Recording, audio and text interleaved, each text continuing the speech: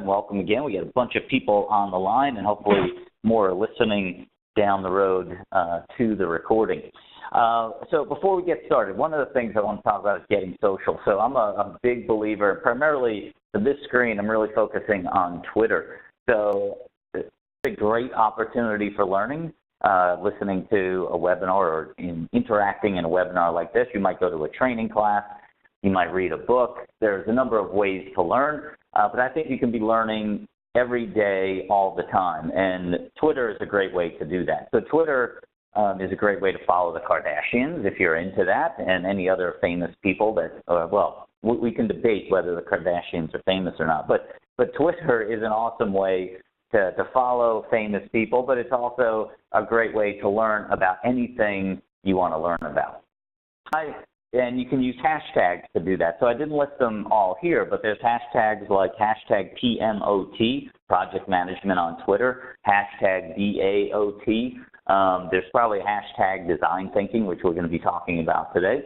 But go ahead and use Twitter to share the information that you're learning today. So if you hear some great information that you really agree with, you want to tell all your friends about, please use my handle @Kupe. If you disagree with the stuff I'm about to say, please just keep it to yourself. No, actually, I kid. I want you to share the stuff that you don't have a complete agreement with, that we have disagreements, because the way we learn is by challenging our thoughts, by pushing our thoughts to the limit. So please, if you're out there, you're tweeting, use my handle @Kupe, share all this great stuff, and we'll keep this conversation going beyond this hour or so that we have together. One of the other things that I want to highlight before we get started, too, is the chat window. So in the WebEx tools, you should be able to see a chat feature. I want you to open that up and use it right now. Say hi, say something to me, just type something in. One, that gives me validation that you can see my screen, you can hear me, but also we're going to be using this chat window throughout the presentation. I love interaction. I'd rather have it be a two-way street than just me talking, although I like to hear myself talk. So, all right, looks like there's some people chiming in. So let's say we got Gail and Daryl. Daryl says, hello, world. Trisha's out there. We have Todd from Ottawa. Awesome. Hopefully it's warming up there for you. It's gorgeous here in Atlanta, Georgia, where I'm hanging out. We got Leslie, Karen, John, awesome. All right, thank you guys for chiming in. Hopefully you can see each other's chats as well. I believe this tool allows you to do that. All right, so if you want to connect with me too and keep this conversation going, please, LinkedIn, check me out. Facebook's another place that I love to keep in touch with people. All right, so what is next?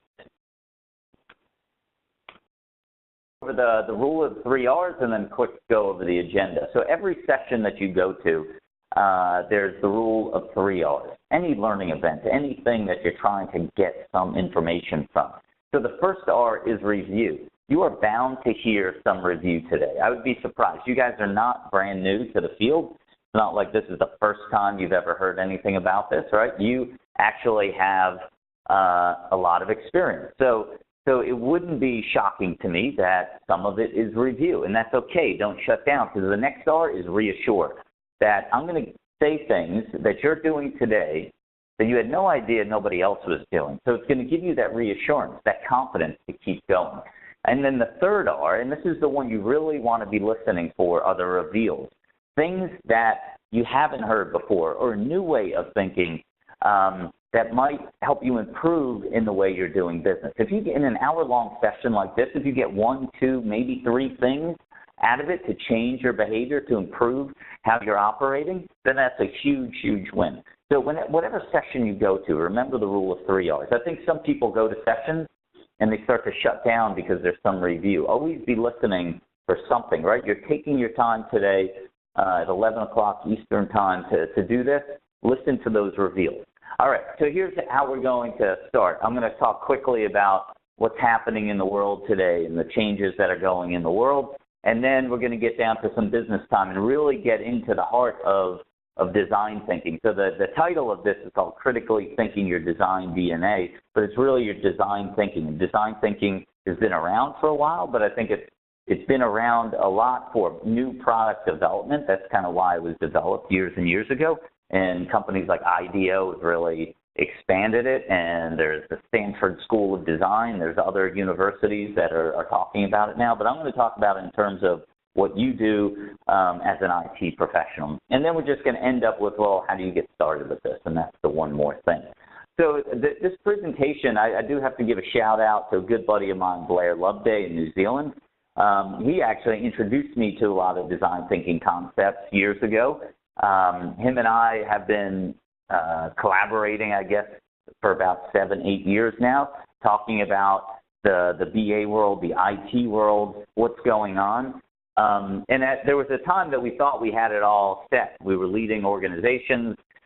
We thought we knew it all, and then a lot of stuff started happening in the world, and we knew that we couldn't just keep doing things the way we've always been doing. We had to change. And I started down this path of critical thinking.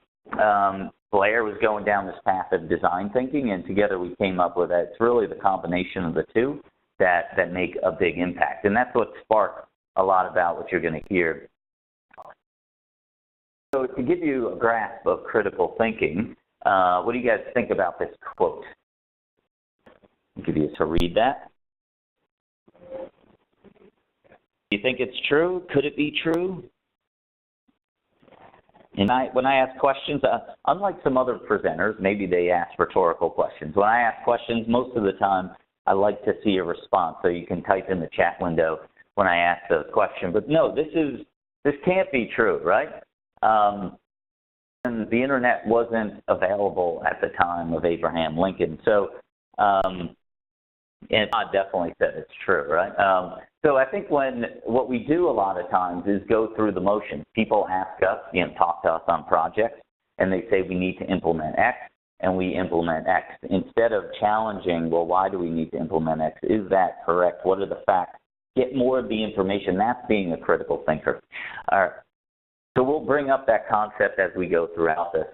Okay, here's another item for you here. What I want you guys to do now is draw a tree. So get out a piece of paper, and I'm going to give you about 30 seconds, and just draw a tree.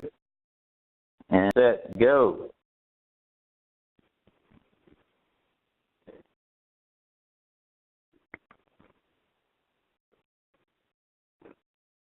I want to chime in with what Todd was saying, that the idea is true, but not from the actual person. Absolutely. 5 more seconds.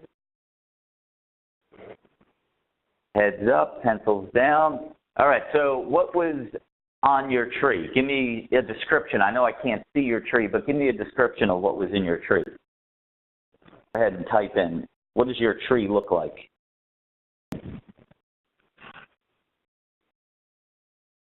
With the chat feature and using the chat, speed is best.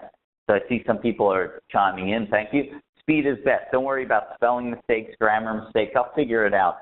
Typically, I don't even notice spelling mistakes, so go ahead. Needles, trunk branches, leaves. Someone asked, what exactly are we trying to achieve during the event? I'm not sure.